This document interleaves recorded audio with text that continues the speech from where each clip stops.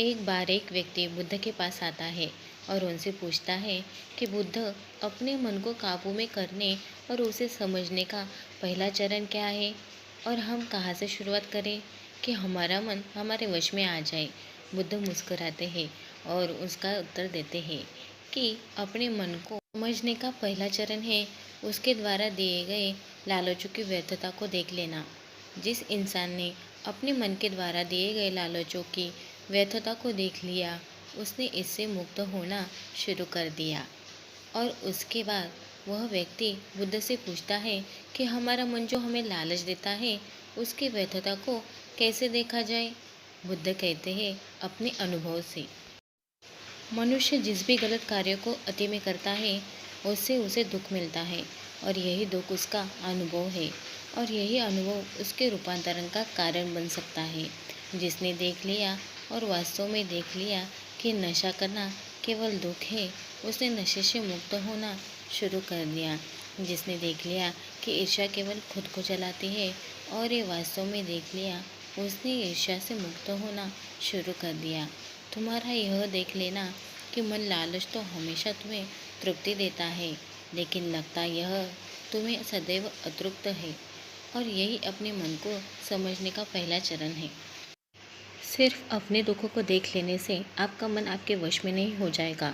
उसके लिए आपको दूसरा चरण क्या है यह समझना होगा। वह व्यक्ति बुद्ध से पूछता है कि बुद्ध, यदि कोई व्यक्ति यह जानता है कि उसके मन के लालचों के कारण उसके जीवन में दुख है, तो क्या इसका अर्थ यह है कि वो व्यक्ति पहले चरण पर है?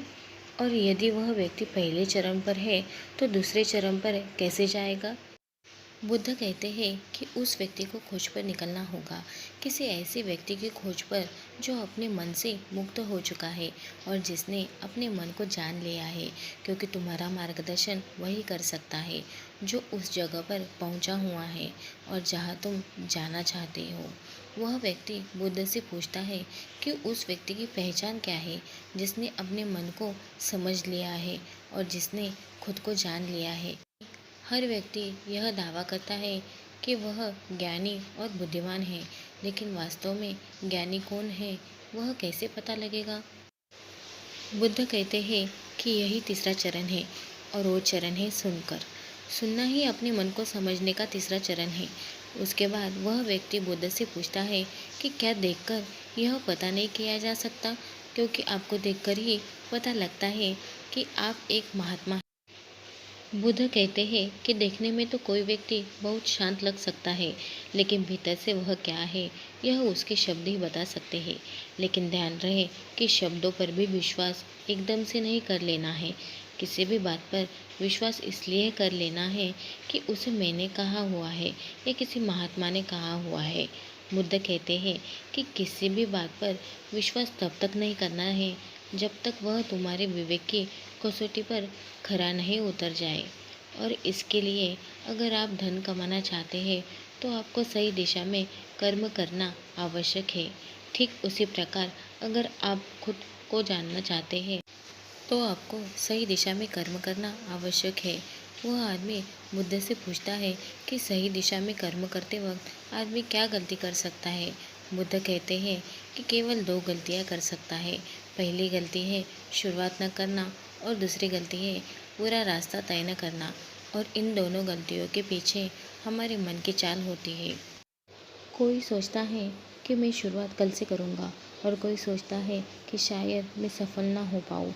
इन दोनों ही गलतियों को व्यक्ति जागरूकता की कमी के कारण करता है। बिना जागरूकता के व्यक्ति का मन उसे सही दिशा में चलने ही नहीं दे सकता, और जागरूकता ही अपने मन को समझने का पांचवा चरण है। इसलिए दिन के हर एक क्षण को जागरूकता के साथ जियो। कोई भी कार्य करो तो उसे जागरूकता के साथ करो। अगर सांसें भी लो तो जागरूकता के साथ लो। बिना जागरूकता के साथ जिया गया एक क्षण भी मृत्यु के समान। और ध्यान रहे कि जागरूकता बिना ध्यान के संभव नहीं है। वह व्यक्ति बुद्ध से पूछता है कि बुद्ध, अपनी जागरूकता के स्तर को कैसे बढ़ाया जा सकता है? बुद्ध कहते हैं कि ध्यान के द्वारा, और ध्यान ही 6 चरण है। एक बार आप अपने मन को समझाने के 6 चरणों को ध्यान से समझिए। अपने मन को समझने के 6 चरण। नंबर 1, थोड़ी जागरूकता के साथ यह देख लेना कि यह मन ही दुख के बीज बोता है। नंबर 2, किसी ऐसे व्यक्ति को खोजना जो मन से मुक्ति पाने का मार्ग बता सके। नंबर 3, सुनना। नंबर 4, सुने हुए को कार्य में लाना। और नंबर 5, जागरूकता, जिससे आप मार्ग से भटके ना। नंबर 6, ध्यान। यदि सीधे शब्दों में कहा जाए तो ध्यान ही वह नाव है जिस पर बैठकर मन रूपी नदी को पार किया जा सकता है। लेकिन ध्यान तक पहुंचने के लिए शुरुआती के 5 चरण बहुत आवश्यक है। अगर आज की ये कहानी आपको पसंद आई है तो प्लीज़ वीडियो को लाइक, शेयर और चैनल को सब्सक्राइब करना मत भूलना। Thanks for watching.